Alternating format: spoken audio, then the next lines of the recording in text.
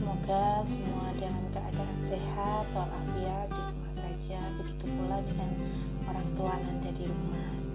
Nah, perlu kalian semua ketahui anak-anak bahwa kita masih melakukan pembelajaran jarak jauh seperti sekarang ini karena memang pandemi COVID-19 ini masih terus berlangsung di sekitar kita, dan untuk menekan penyebaran penyakit virus COVID-19 ini kita diharuskan menerapkan pembelajaran jarak jauh seperti ini.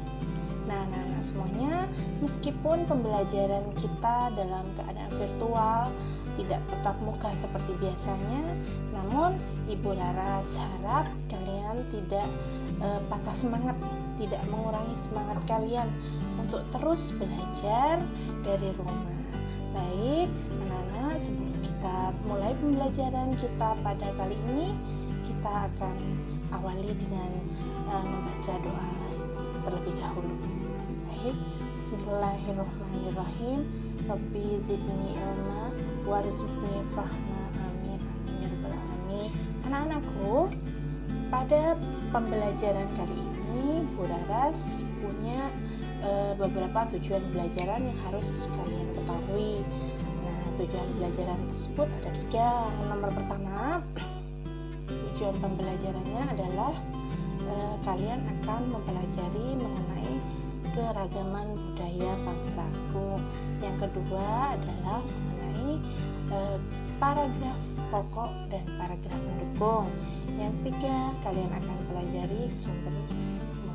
Kita mulai pembelajaran kita kali ini.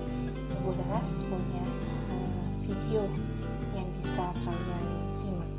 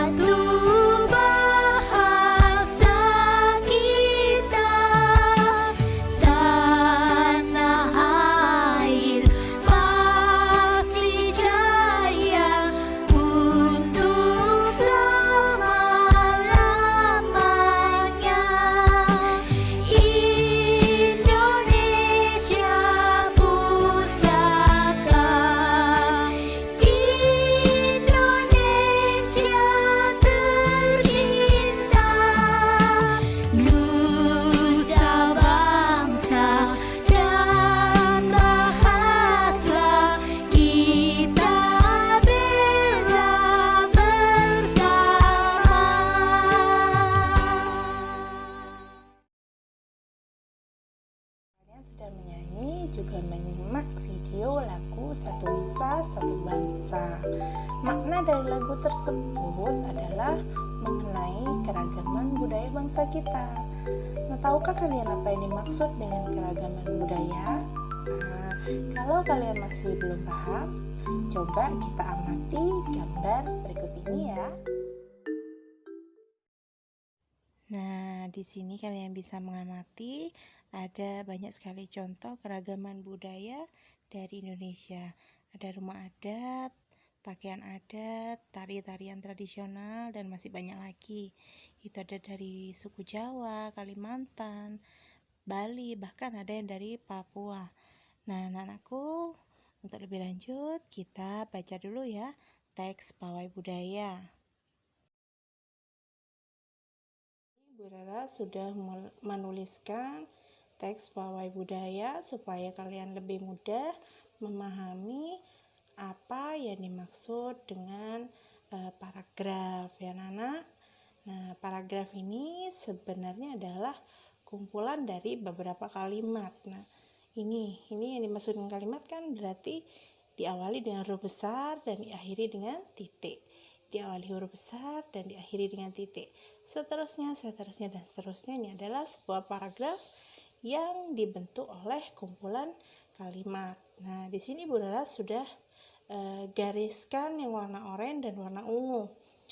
Nah, kalian bisa melihat dari teks ini yang sudah diberi warna oranye dan warna ungu ini, berarti ada bedanya dong. Nah, bedanya di mana? Sebelum kita tahu bedanya, kita harus baca terlebih dahulu teks tersebut. Nah, kita baca bareng-bareng ya. Pawai budaya. Pawai budaya sangat menarik bagi warga kampung Babakan. Pawai ini selalu menampilkan keragaman budaya Indonesia. Udin selalu senang menanti rombongan pawai. Tahun ini mereka datang ke alun-alun. Terdengar suara gendang yang menandakan rombongan pawai semakin dekat.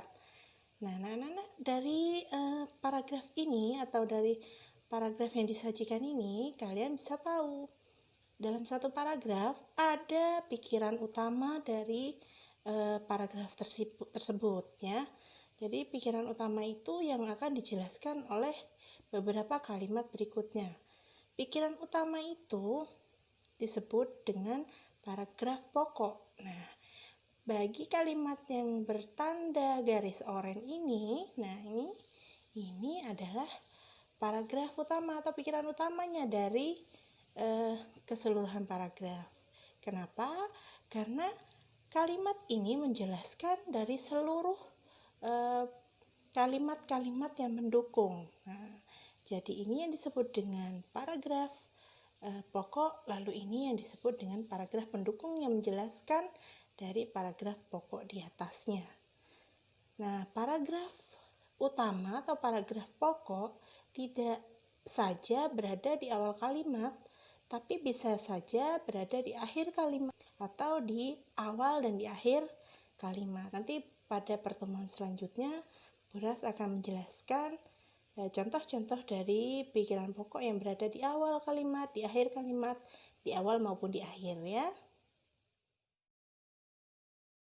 Nah, ini adalah LKPD untuk kalian atau lembar kerja peserta didik. Silakan kalian temukan gagasan pokok dan gagasan pendukung dalam teks keberagaman budaya yang ada sudah di buku tema kalian. Silakan ya. Kita akan melihat beberapa gambar alat musik tradisional Indonesia. Kalian perlu tahu bagaimana Indonesia itu kaya dengan budayanya dari segi alat musik tradisional. Silakan disimak dan diamati. Kecapi. Kecapi adalah alat musik dawai. Kecapi berasal dari Jawa Barat dan dimainkan dengan cara dipetik.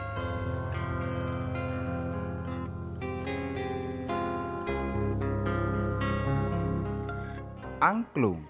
Angklung adalah alat musik yang terbuat dari bambu, berasal dari Jawa Barat dan dimainkan dengan cara digoyangkan. Saluang. Saluang adalah alat musik yang terbuat dari bambu tipis atau talang. Saluang ini merupakan alat musik yang berasal dari Sumatera Barat dan dimainkan dengan cara ditiup. Yang mana alat musik tiup ini terbuat dari bambu tipis atau talang. Kendang. Kendang atau gendang adalah instrumen dalam gamelan yang salah satu fungsi utamanya mengatur irama. Kendang ini merupakan alat musik yang berasal dari Jawa Barat dan dimainkan dengan cara ditepuk dengan tangan. Mengenai alat musik tradisional. Nah, alat-alat musik tradisional tadi ternyata bisa menghasilkan suara apabila diberikan energi. Ini kalau angklung digoyang, gendang dipukul, dan lain sebagainya. Nah, berarti alat-alat musik tersebut merupakan benda yang dikatakan sumber bunyi. Nah, kita untuk mengetahui sumber bunyi itu bagaimana, mari kita simak penjelasan dari Buras berikut ini ya. Ini bisa kita praktekkan ya, bagaimana terjadinya bunyi. Kita praktekkan dari nomor 1, 2, 3, sampai 4. Mari kita coba praktekkan bagaimana bunyi itu keluar dari seorang manusia. Manusia itu menghasilkan bunyi dari pita suaranya. Coba kita praktekkan, pegang dengan lembut leher kalian seperti ini ya. Setelah kalian pegang, kalian rasakan. Dengan bersuara kalian merasakan adakah getaran dari leher kalian yang dihasilkan oleh pita suara. Nah, pasti ada getaran halus kan yang kalian rasakan. Nah, itulah mengapa bunyi itu bisa tercipta. Dari mana? Dari getaran. Nah, ini ada challenge untuk kalian. Dari penjelasan singkat tentang bagaimana terjadinya bunyi, silakan kalian selanjutnya mencari tahu lebih lanjut tentang bunyi dan sifat-sifatnya melalui narasumber, media cetak, ataupun alat pencarian Google. Silakan dicoba ya.